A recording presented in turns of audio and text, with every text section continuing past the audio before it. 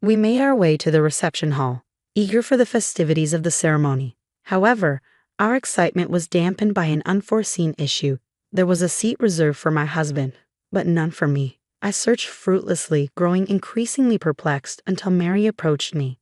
"What's wrong?" she asked, her expression half amused. "Mary, you've arrived at just the right moment.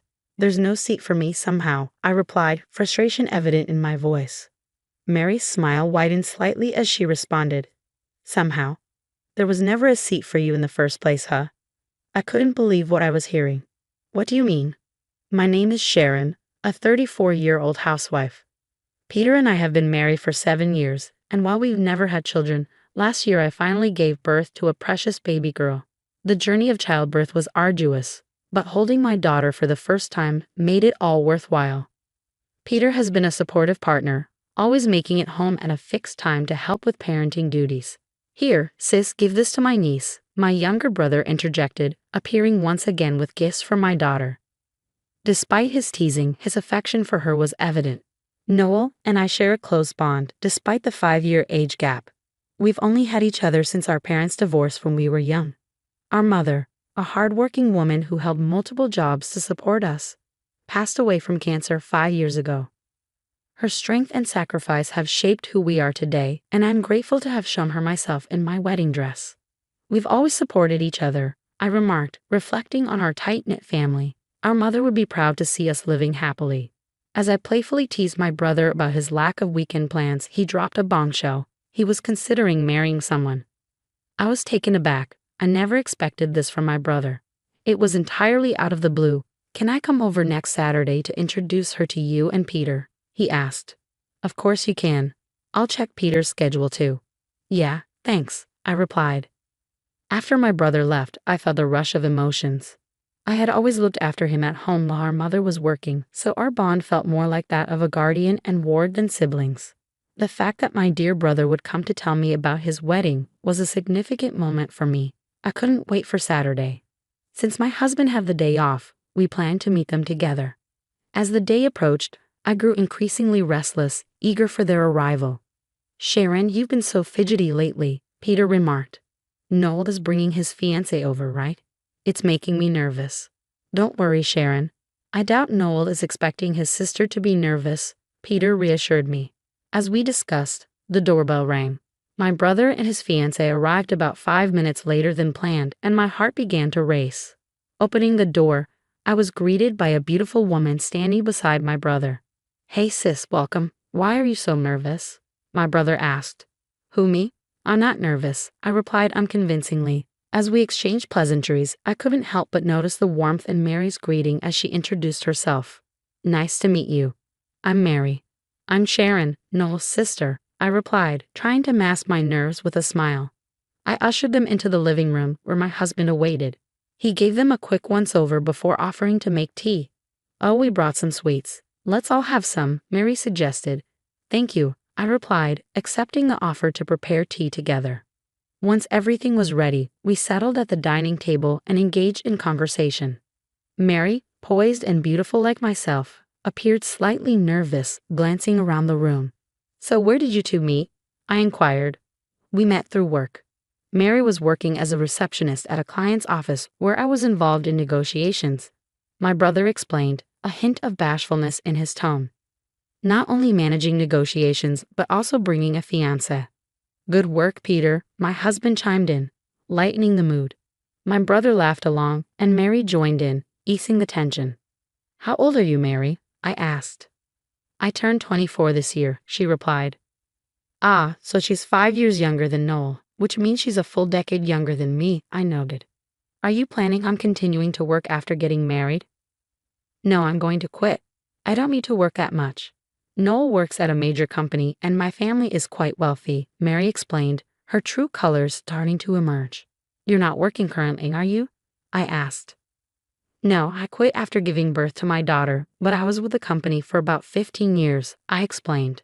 "Wait, 15 years? How old are you now?" Mary's tone shifted, her expression hardening. "I'm 34, I replied. "Oh, a high school graduate," Mary said, sounding condescending. Before I could respond, my brother jumped in, defending me. Sharon started working right after high school.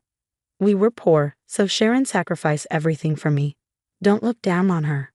I wasn't intending to look down on her. I was simply taken aback because I've never encountered someone like that before. However, my brother's defense created an awkward atmosphere. I swiftly tried to diffuse the tension by acknowledging that it must be unusual for Mary. Mary chimed in, saying, "Yes, exactly. I didn't mean it in a bad way. I was just surprised." Noel seemed to accept this and replied, "Oh, okay, as long as that's the case." To change the subject, I asked Mary about her father's profession. "My dad is the editor-in-chief of a publishing company called Double X," Mary proudly stated. I couldn't help but notice something, but I decided not to bring it up to avoid another awkward reaction from Mary. Instead, I chose to let it pass for now. Mary appeared to take great pride in her father's success, and she boasted about it with a gleam in her eye. It almost seemed as if her happiness bordered on smugness, and I couldn't shake the feeling that her nose had grown a few inches longer since she first arrived at our house. And with that, the meeting to announce my brother's engagement came to a close. After bidding farewell to Noel and Mary, I collapsed onto the sofa, feeling utterly drained. "I'm exhausted," I sighed. "You did well.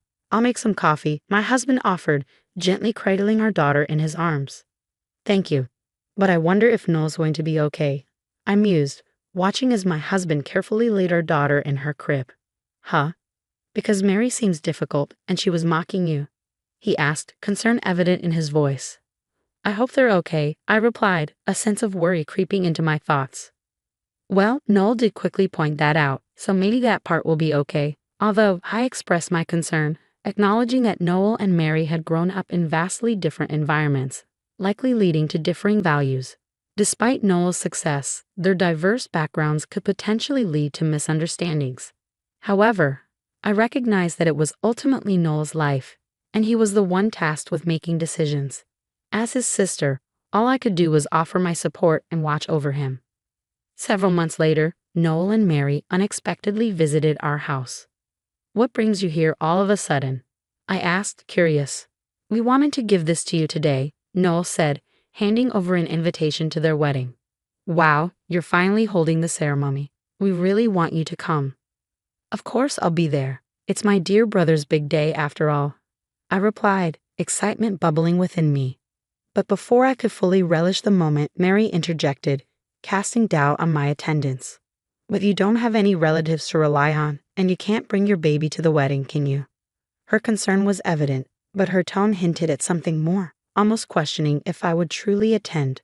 "Don't worry about it. We'll leave her with my mother-in-law," I reassured her. Mary's disappointment was palpable as she murmured, "Is that so?" "What's up, Mary? You seem down," Noel observed, sensing the shift in her demeanor. "I'm just tired," Mary replied with a forced laugh. "Yeah, it's been a rush trying to get everything done because our schedules didn't match." To alleviate their burden, I suggested, "Why don't you head home and rest? Thanks for the invitation." To be honest, I hesitated to spend more time with Mary, who clearly harbored dislike towards me. However, she was the woman Noel chose, so I bit back my objections about their marriage. On the day of the wedding, my husband and I arrived at the venue. Noel looked so handsome walking with Mary. As someone who had always cared for him like a mother, I couldn't help but feel moved to tears. "Mom, look at how grown Noel is," I whispered in my heart, knowing our late mother must be watching from heaven, likely emotional witnessing the ceremony. Filled with anticipation from the ceremony, we proceeded to the reception hall. Yet an unexpected problem arose. There was no seat for me. Despite my repeated searches, I couldn't find one. I had to approach the venue staff for assistance. Even after their check, they confirmed there was no seat reserved for me. "Isn't it strange that the groom's sister's husband has a seat, but the groom's sister doesn't?" my husband inquired. The staff presented the seating chart provided by Mary and Noel. Just then, Mary approached us. "What's going on?" she asked. "Good timing, Mary. There seems to be a mistake, and I don't have a seat," I explained. Mary laughed dismissively. "A mistake? There's no way. We didn't prepare a seat for you from the start." I couldn't believe what I was hearing. "What do you mean?" I asked, my voice shaking with disbelief. Mary's expression twisted into something sinister. "When Noel is with you, He doesn't care about me, and he's spending all his money on his niece," Mary accused. "He buys things for our daughter, but they aren't expensive, and occasionally, that's not the point. Anyway, my happiness is diminished by you. Please leave." With that, Mary glared at me with disdain. I was taken aback by her hostility. How could someone act so horribly based on misunderstandings? I hated the fact that my dear brother was marrying a woman like this. Suddenly, a man rushed towards us, exclaiming, Hey, Mary, what are you doing?" "Huh? Dad, why are you so panicked?" Mary responded. It was Mary's father, who also had connections with me. "You didn't say something rude to this lady, did you?" he demanded. "She's the annoying old hag interfering with my happy marriage," Mary retorted. "What?" "Apologize right now," her father commanded. Frustrated with their argument, I turned to Mary's father and bluntly stated my intentions. "Editor-in-Chief, I want to conclude my column with this week's issue. I deeply apologize. She was disrespectful." "We'll do anything. Please don't quit," he pleaded, realizing the gravity of the situation. Seeing her father apologize profusely, Mary was left in shock. Despite this incident, I found solace in my recent popularity. After successfully losing weight, I had been writing about beauty and self-care on social media. My posts about post-maternity self-care had garnered attention, making me quite popular. I earned a decent income by writing articles for a magazine where he served as the chief editor. Thankfully, my continuous contributions had significantly boosted the magazine's sales. Little did I know that Sharon's younger brother was my daughter's fiancé. "Oh, you didn't come to the family gathering, did you? You said there was no need for just a sister." "I deeply apologize if I had known it was you, Sharon," Mary's father stammered, visibly embarrassed. "Your words only serve to emphasize your poor character," I retorted, silencing him with my firm response. Mary's father could only stand there, speechless. "Anyway, I'd like to formally discuss my column with your company later. Goodbye," I declared, swiftly leaving the venue.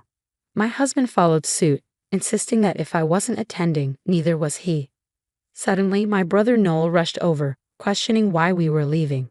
I explained everything to him, and his expression turned incredulous. "What? That can't be. When I was at home, I saw a seating chart with Mary and your names on it," Noel recounted. Realizing that Mary had shown a fake seating chart to Noel, his face flushed with anger. He stormed into the reception hall and called off the engagement, stating his reasons. "I can't marry a person who treats my sister so poorly," Noel declared, his voice firm and resolute. It became evident that he wasn't the one spending extravagantly on gifts for his niece. It was Mary who had a penchant for extravagant purchases. This, combined with the lavishness of their wedding, strained their finances. Being unjustly blamed for the financial strain caused by Mary's spending habits was anything but pleasant for Noel. He realized that Mary was at fault for their predicament. Noel explained to the attendees that the event would now be a simple dinner, and then he left. Later, issues regarding the wedding costs arose, but I cooperated with Noel to resolve them. Despite ending up at a disadvantage due to the breakup, it was clear that it was originally Mary's fault. Using my influence, I made a deal with Mary's father. If he agreed to cover all the costs, I would continue my contract. Mary's father agreed, albeit reluctantly, and this allowed Noel to break up with Mary without any repercussions. However, I did report the incident to the publisher. As a result, Mary's father was transferred to a different department, losing his position as the editor-in-chief. Mary was disowned by her father, who blamed her for the entire debacle, and she was forced out of the house. Despite having no access to money, she couldn't shake off her spending habits. It was a consequence of her own actions. Noel assured me, "Next time, I'll find someone who values you as my sister." I replied, "Just find someone who doesn't mistreat others." Mary's abnormal behavior was evident, and I felt relieved that the problem was resolved safely. I hoped Noel would find happiness with someone who truly appreciated him. As I wished for Noel's happiness, I resolved to continue working hard for my husband and daughter at home.